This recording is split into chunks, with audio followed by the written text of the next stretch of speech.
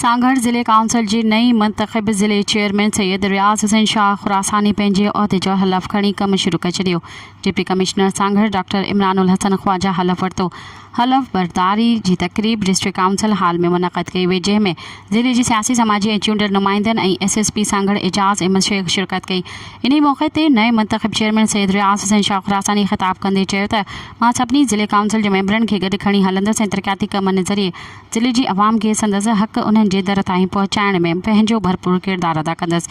इन मौक़े ते Pakistan peoples party अगवान Aurangzeb मरी, ग़ुलाम कादिर मरी, माशिक चांडियो, नवीद हुसैन डेरो, म्यूनसिपल ऐं टाउन चेयरमैन जो वॾो अंग पिणु मौजूदु हुयो। मज़ीद ख़बरनि ऐं तफ़सीलात लाइ विज़िट कयो असांजी वेबसाइट www.awamiNewsHD.com ऐं ॾिसंदा रहो अवामी न्यूज़ HD।